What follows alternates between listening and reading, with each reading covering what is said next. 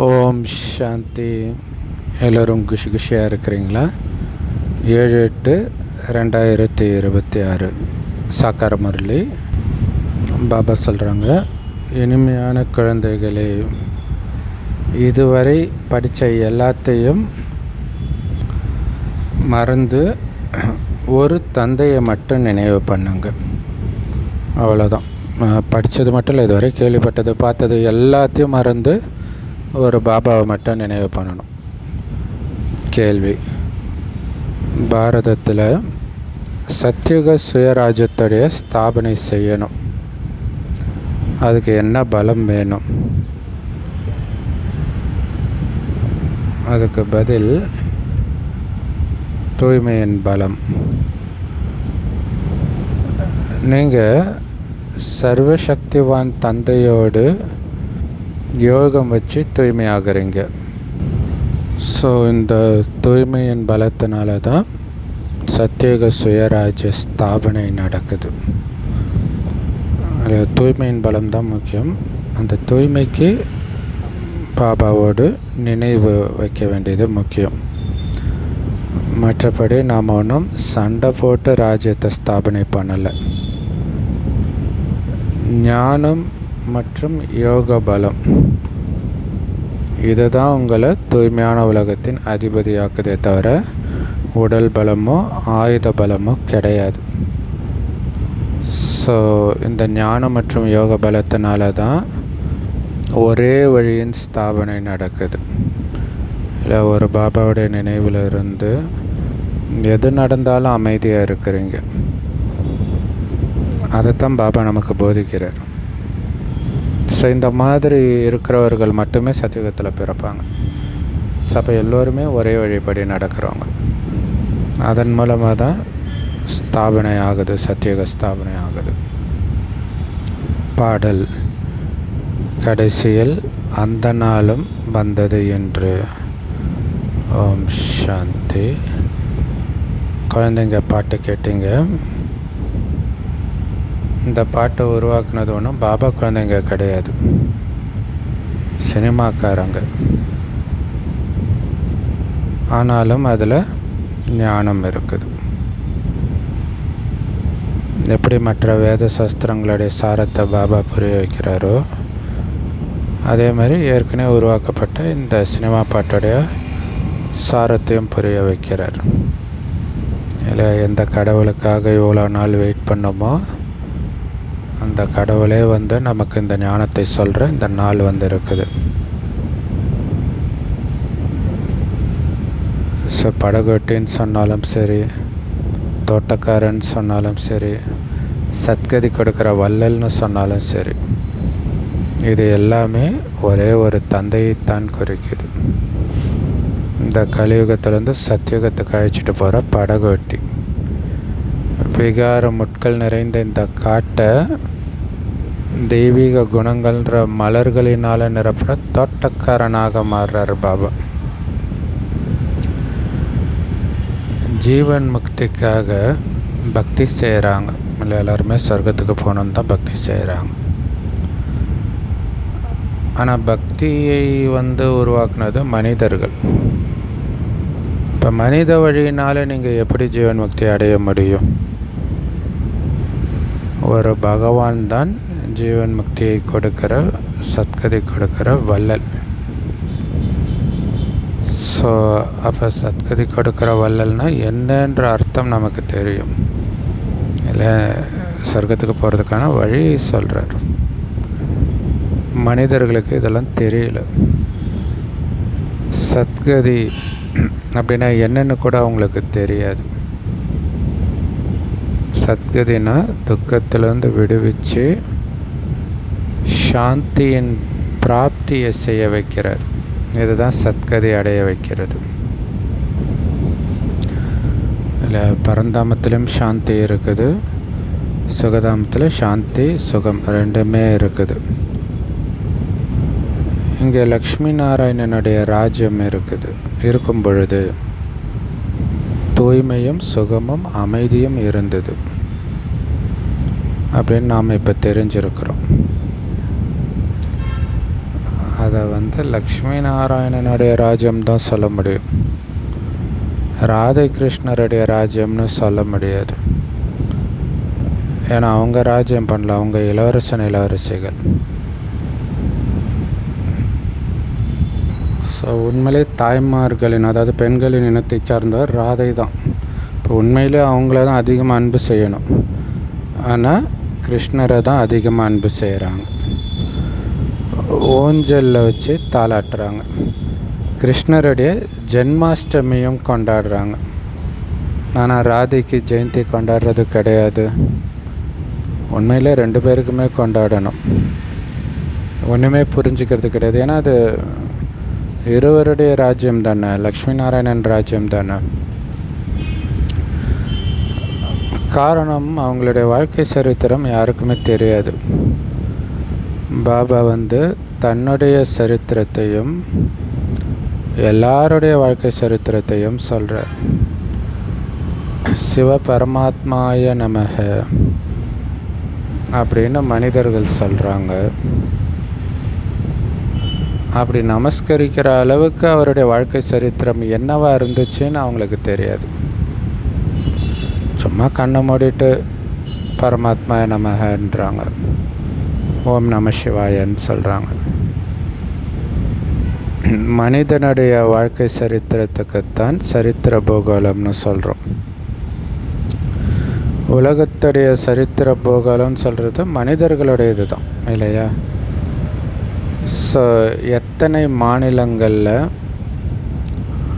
ஆட்சி புரிஞ்சாங்க, எவ்வளவு நிலப்பரப்பில் ஆட்சி புரிஞ்சாங்க, இதான வரலாறு பூகோளம்.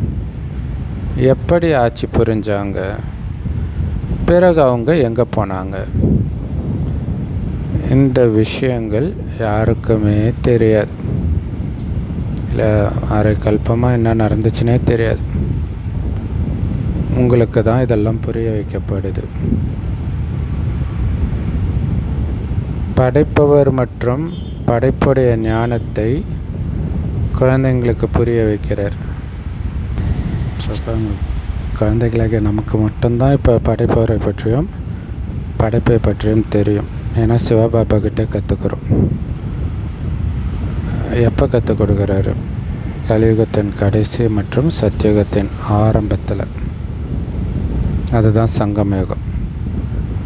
இல்லை, இது கலியுகத்தின் கடைசியாகவும் இருக்குது, சத்தியுகத்தின் தொடக்கமாகவும் இருக்குது. ஆனால் 100% சத்தியுகம்ன்றது கிருஷ்ணர் அரியணை ஏறுறது. ஆனால் சங்கமயுகமே சத்தியுகத்துடைய தொடக்கமாக தான் இருக்குது. சங்கமத்தில் பரமபிதா பரமாத்மா மனிதர்களை அழுக்கான நிலையிலிருந்து தூய்மையான தேவதையாக ஆக்கிறார். இல்லையா? கலியுகத்தில் அழுக்கான மனிதர்கள் இருப்பாங்க, சத்தியுகத்தில் தூய்மையான தேவதைகள் இருப்பாங்க. ஸோ இந்த சங்கமயுகத்தில் தான் இந்த மாற்றம் நடக்குது. நம்மளை உத்தம புருஷோத்தமர்களாக மாற்றுறார். ஏன்னா இந்த நேரத்தில் மனிதர்கள் உத்தமமாக இல்லை, தாழ்ந்தவர்களாக இருக்கிறாங்க. ஏன்னா உயர்ந்த தரம், நடுத்தரம், தாழ்ந்த தரம்னு இருக்குது. இதைத்தான் சதோ ரஜோ தமோன்னு சொல்கிறோம். ஸோ இப்படி மனிதர்கள் ஆகிறாங்க. சத்தியுகத்தில் சதோவாகவும், நடுவில் துவாபரகத்தில் ரஜோவாகவும், இப்போ தமோவாகவும் இருக்கிறாங்க. யார் நல்ல இந்த ஞானத்தை கேட்குறாங்களோ அவங்கள சதோகுணமுடையவர்கள்னு சொல்லுவாங்க. யார் கொஞ்சமாக கேட்குறாங்களோ அவங்க ரஜோகுணமுடையவர்கள்னு சொல்லுவாங்க. யார் இந்த முரளியை கேட்குறதே இல்லையோ அவங்க தமோ குணமுடையவர்கள்னு சொல்கிறாங்க. ஸோ படிப்பில் கூட சதோ ரஜோ தமோன்னு ஆகுது. அப்போ நமக்கு சதோ பிரதான படிப்பு இருக்கணும். இல்லை, நல்ல முறையில் படிக்கணும், அதை தாரணை பண்ணணும். அது ரொம்ப முக்கியமான விஷயம், ஒன்று விடாமல். அதனால தான் உங்களுக்கு சதோ பிரதான லக்ஷ்மி நாராயணன் ஆகிறதுக்கான ஞானம் கொடுக்கப்படுது. நரன்லேருந்து நாராயணனாகவும், நாரியிலிருந்து லக்ஷ்மி ஆகவும் ஆகணும். கீதைக்காக கூட நாம் என்ன சொல்கிறோம்? இதுதான் உண்மையான கீதைன்னு சொல்கிறோம். அதனால் உண்மையான கீதை சொல்லப்படுற இந்த இடம்தான் உண்மையான கீதா பாடசாலை, இல்லை சத்திய கீதா பாடசாலைன்னு கூட பேர் வைப்போம். அதாவது சத்திய நாராயணன் ஆகிறதுக்கான கீதா பாடசாலை, அல்லது சத்திய நாராயணன் ஆகிறதுக்கான கதை இங்கே சொல்லப்படுது. உண்மையான அமர கதை சொல்லப்படுது. உண்மையான மூன்றாவது கண்ணின் கதை சொல்லப்படுது. இப்படியெல்லாம் கூட நீங்கள் எழுதலாம். ஏன்னா எல்லா படமும் நம்மக்கிட்ட இருக்குது. இதில் முழு ஞானமும் இருக்குது. இல்லை நம்முடைய கதை, இப்போ சத்யநாராயணன் கதை இதெல்லாம் வேறு யாருடைய கதையோ மாதிரி இருக்கும். ஆனால் இங்கே நேரடியாக நம்முடைய கதை, அதுதான் முக்கியமான விஷயம். ராமாயணம், மகாபாரதம், பைபிள், குரானில் இருக்கிறது உண்மையிலே நம்மளுடைய கதைன்னு தெரியாமலே அவங்க படிக்கிறாங்க. நம்முடைய கதைன்னும் போது தான் அவங்களுக்கு புரியும். ஸோ நம்மக்கிட்ட இருக்கக்கூடிய இந்த படங்களில் முழு ஞானம் இருக்குது. பிரஜாபிதா பிரம்மா குமார் குமாரிகளாகிய நாங்கள் பாரதத்தை சதோப்பிரதானமாக சொர்க்கமாக ஆக்கியே தீருவோம் அப்படின்னு நீங்கள் உறுதிமொழி எடுக்கிறீங்க. அதில் பாரதம் சொர்க்கமாகணும்னா முதல்ல நாம் சதோப்பிரதானமாகணும். சுயமாற்றத்தின் மூலமாக தான் உலக மாற்றம், இல்லையா? ஸோ நீங்கள் இந்த செய்தியை தெரியப்படுத்தணும். ஸோ கண்டிப்பாக நம்ம இந்த செய்தியை தெரியப்படுத்தணும். காந்தியடிகள் கூட தூய்மையான ராஜ்யத்தை தானே விரும்பினார். அதனால் கண்டிப்பாக இப்போ பத்தித்த ராஜ்யம் ஆகும். அதனால தான் தூய்மையான ராஜ்யத்தை விரும்புகிறார். ஆனாலும் யாருக்குமே நம்ம அழுக்காக தான் இருக்கிறோன்னு புரிஞ்சிக்க முடியல. ராவணன்றது 5 விகாரம்தான். ராமராஜ்யம் வேணும் அப்படின்னு சொல்கிறாங்கனாலே இப்போ ராவணராஜ்யம் நடக்குதுன்னு தானே அர்த்தம். அசுர சம்பிரதாயத்தை சார்ந்தவர்களாக இருக்கிறாங்கன்னு தானே அர்த்தம். ஆனால் இது யாருடைய புத்தியிலும் வர்றது கிடையாது. எவ்வளோ பெரிய பெரிய குருமார்கள் கூட இந்த அளவுக்கு புரிஞ்சிக்கிறது கிடையாது. ராமாயணம் அதை சத்சங்கம் பண்ணிக்கிட்டே இருப்பாங்க. ஆனால் அவங்களுக்கு தெரியல இது. நாங்கள் ஸ்ரீமத் படி பிரம்மா மூலமாக 5000 வருடத்துக்கு முன்னாடி மாதிரியே மறுபடியும் தெய்வீக ராஜ்யத்தை ஸ்தாபனை செய்வோம் அப்படின்னு குழந்தைங்க நீங்கள் அறிவிப்பு கொடுக்குறீங்க. இது புருஷோத்தம சங்கம யுகம். இப்போ தான் தாழ்ந்த நிலையிலுள்ள புருஷர்லேருந்து சதோபிரதான உயர்ந்த புருஷோத்தமர்களாக மாறுறீங்க. மரியாதா புருஷோத்தமராக மாறுறீங்க. ஸோ உண்மையிலே மரியாதா புருஷோத்தமர், சதோபிரதானமான புருஷோத்தமர்னெல்லாம் யாரை சொல்ல முடியும்னா ஆதி சனாதன தேவி தேவதா தர்மத்தினரைத்தான் சொல்ல முடியும். ஸோ அப்போ அந்த தர்மத்தினராக நம்ம மாறும், தேவதைகளாக மாறும். இப்போ அந்த ஒரே ஒரு தேவி தேவதா தர்மத்தின் ஸ்தாபனை நடக்குது. பிறகு வேறு எந்த தர்மமும் இருக்காது. சத்தியுகத்தில் ஒரே ஒரு தர்மம் தான் இருக்கும், ஒரே ஒரு ராஜ்யம்தான் இருக்கும் அப்படின்னு நீங்கள் நிரூபித்து புரிய வைக்கிறீங்க. இல்லை, ஒன்று தான் பலவாக இப்போ மாறி இருக்குது. திரேத்தா யுகத்தில் சூரிய வம்சத்திலிருந்து சந்திர வம்சத்தினராக மாறி போகிறாங்க. இருந்தாலும் மொழி ஒன்று தான். இப்போ பாரதத்தில் அநேக மொழிகள் இருக்குது. நம்முடைய ராஜ்யத்தில் ஒரே ஒரு மொழி தான் இருந்தது. ஸோ இத்தனை மொழிகள் கொண்ட இதே பாரத பூமியில் ஒரு காலத்தில் ஒரே ஒரு மொழி தான் இருந்துச்சு. ஆனால் இன்றைக்கி பாருங்கள் எவ்வளோ மொழிகள். ஸோ இப்போ எப்படி ஒரு பயணம் செஞ்சுட்டு ஒரு வெளிநாட்டிலேருந்து நம்ம ஊருக்கு வரீங்க, இந்தியாவில் ஏர்போர்ட் இறங்கி அங்கேருந்து பஸ்ஸோ காரோ பிடிச்சி உங்கள் ஊருக்கு வரீங்க, உங்கள் கிராமத்துக்கு வரீங்க அப்படின்னா அது நெருங்க நெருங்க உங்களுக்கு குஷி வரும். நம்முடைய வீடு வந்துடுச்சு. ஆக்சுவலாக வெளிநாட்டிலேருந்து வரும்போது இந்தியா வந்ததுன்றதே உங்களுக்கு அவ்வளோ குஷி ஆகிடும். இந்தியாவுக்கு பக்கத்தில் வந்தாலே குஷி ஆகிடுமா. ஏன்னா இப்போ போய் சந்திக்க போகிறோம் நம்முடைய உறவினர்களை அப்படின்னு சந்தோஷப்படுவாங்க. சூப்பரில். அதே மாதிரி உங்களுக்கு கூட உங்களுடைய ராஜ்யத்தின் காட்சி தெரிஞ்சுக்கிட்டே இருக்குன்றார். கடைசியில் சாட்சாத்காரம் கிடைக்கும், காட்சி கிடைக்கும். ஆனால் அதுக்கு முன்னாடி உங்களுக்கு அந்த குஷி இருக்கணும். கிட்ட நெருங்கிட்டு இருக்கிறோம், பரலோக ராஜ்யம் சமீபத்தில் இருக்கிறது இல்லையா? அது காட்சியாக தெரியும். பட் காட்சியாக தெரியாட்டினா கூட பக்கத்தில் நெருங்கிட்டு தானே இருக்கிறோம் காலத்தினால. அப்போ உங்களுக்கு அந்த குஷி இருக்கணும்ல. நம்முடைய உண்மையான தேசம் அந்த சத்தியுக பாரதம் தான். அங்கே போயிட்டு இருக்கிறோம் இல்லையா? அங்கே இருக்கக்கூடிய குடும்பம் அவ்வளோ சூப்பராக இருக்கும். அந்த உலகமே அவ்வளோ சூப்பராக இருக்கும். அதை பார்க்க போகிறோன்னா எவ்வளோ குஷி இருக்கணும்.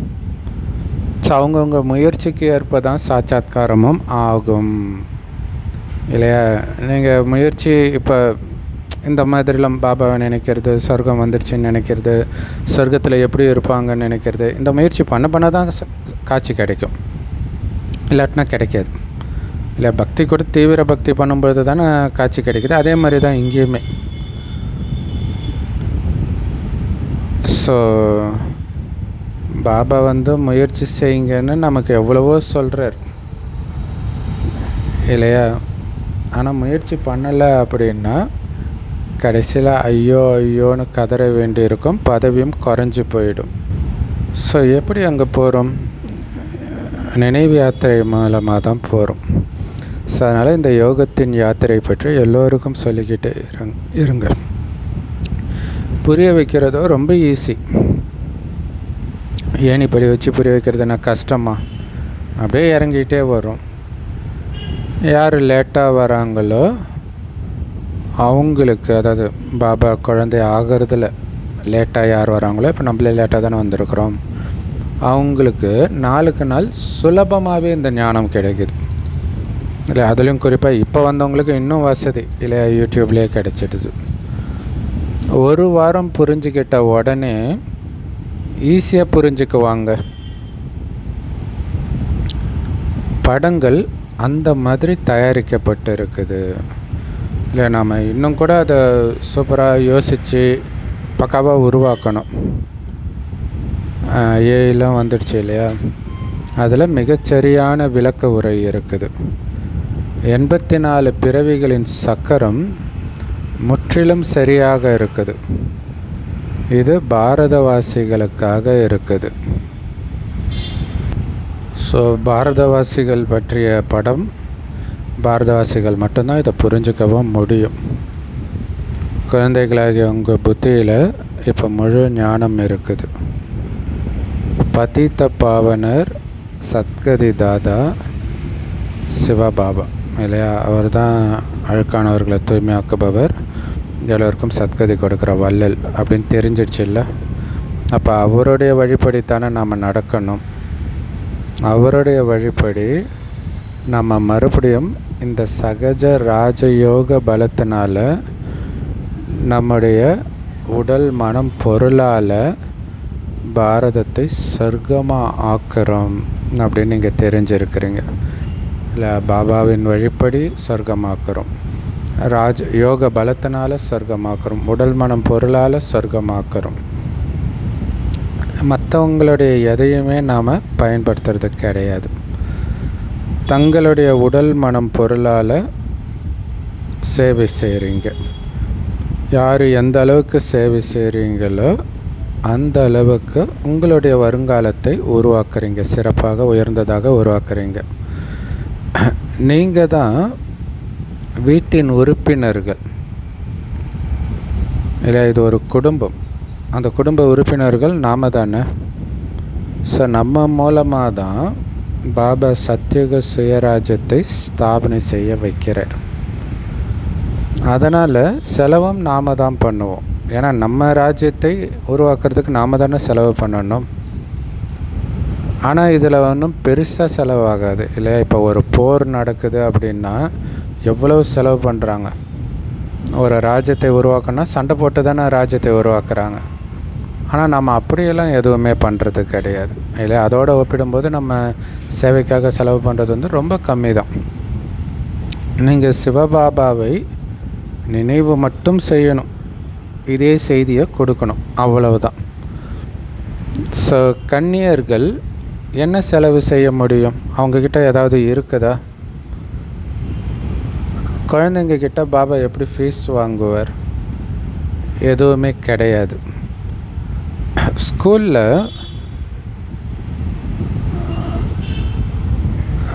அதாவது லௌகீக ஸ்கூலில் வந்து ஃபீஸ் இவ்வளவு அப்படின்னு இல்லை, கல்வி பேரம்னே சொல்கிறாங்க. இப்போ அப்படி ஆயிடுச்சு. அங்கே கல்விக்கு எவ்வளோ செலவு பண்ணுறாங்க. ஆனால் இங்கே சிவபாபா இல்லை, அது அந்த படிப்புனால ஒரு பைசா பிரயோஜனம் கிடையாது. ஆனால் அதுக்கு லட்சக்கணக்கில் கோடிக்கணக்கில் செலவு பண்ணுறோம். ஒரு குழந்தை எல்கேஜிலேருந்து கடைசி வரைக்கும் படிக்கிறது கம்பேர் பண்ணி பார்த்தீங்கன்னா. ஆனால் இங்கே சிவபாபா குழந்தைங்க கிட்ட எப்படி காசு வாங்குவார்? சிவபாபா காசு வாங்கி என்ன பண்ண போகிறார்? ஒன்று குழந்தைங்க கிட்ட அவர் வாங்க மாட்டார். இன்னொன்று அவர் என்ன தனக்குன்னு வீடாக கட்டிக்க போகிறாரு காசு வாங்கி. ஸோ குழந்தைகளுக்கு நாம் தான் எதிர்காலத்தில் சொர்க்கத்துக்கு போய் வைர வைடூரியங்கள்னால அரண்மனைகளை அமைப்போம். அதனால் நீங்கள் இங்கே என்ன செய்கிறீங்களோ அதுக்கான பலன் வருங்காலத்தில் உங்களுக்கு மாளிகையாக கிடைச்சிடுது இல்லையா. இங்கே நம்ம பண்ணுற செலவு பெருசு கிடையாது சேவை செய்கிறதுக்காக. ஆனால் இதோடைய பலன் கோடானு கோடி மடங்கு திரும்ப உங்களுக்கு கிடைக்குது.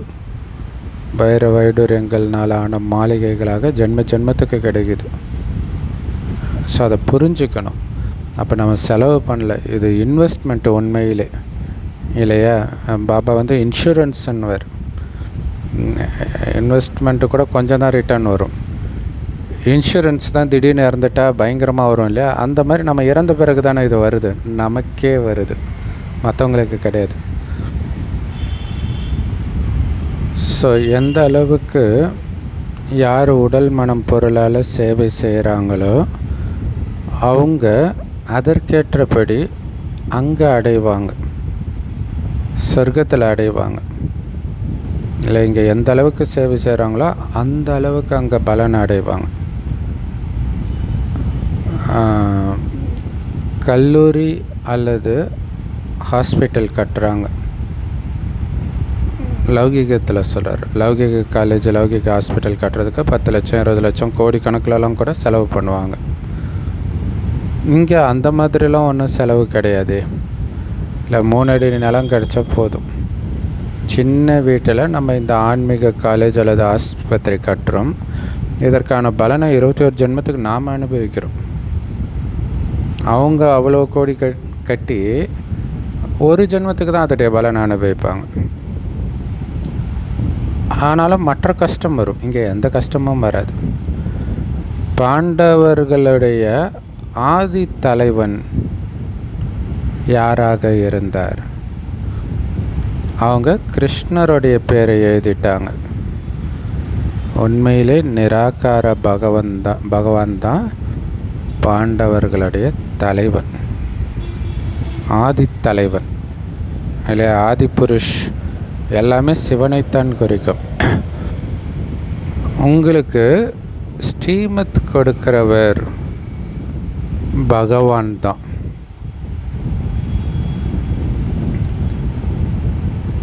ஸோ ஆதிபுருஷ்னு ஒரு படம் எடுத்தாங்க, அது ராமர் பற்றிய ராமாயணம் படம்.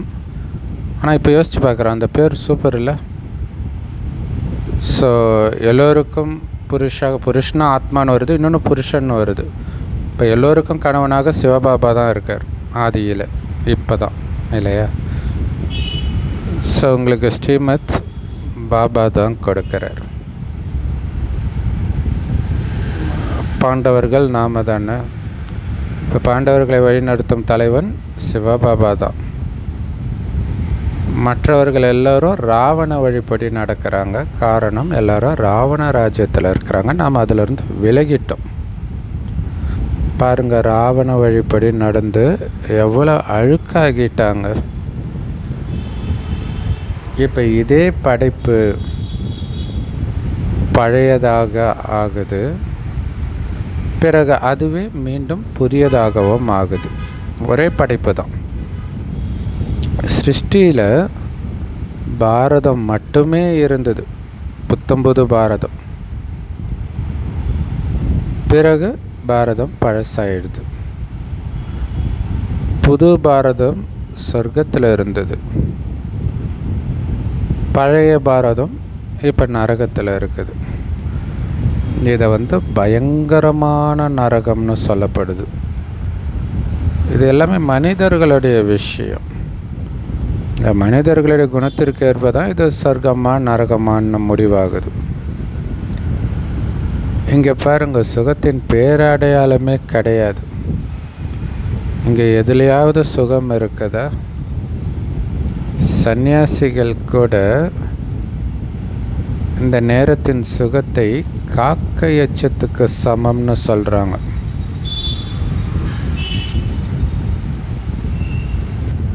அதனால தான் அவங்க குடும்பத்தை விட்டுட்டு போயிடுறாங்க. நிறைய பேருக்கு திருமணம் தான் ஏதோ சொர்க்கம் அப்படின்னு நினச்சிக்கிறாங்க. அது வெறும் காக்கை எச்சத்துக்கு சமன்ட்டு மனைவி, பிள்ளைகள், வீடு எல்லாத்தையும் விட்டுட்டு அவங்க காட்டுக்கு போயிடுறாங்க. குருமாரை தேடி போயிடுறாங்க. அதனால் அவங்க சொர்க்கத்தை, அதாவது சத்தியுகத்தை ஸ்தாபனை பண்ண முடியாது. ஏன்னா அவங்க சுகத்தை விரும்பலை. அது காக்கையச்சத்துக்கு சமம்னு நினைக்கிறாங்க. அளவற்ற சுகம் இருந்ததுன்னு அவங்களுக்கு தெரியாது.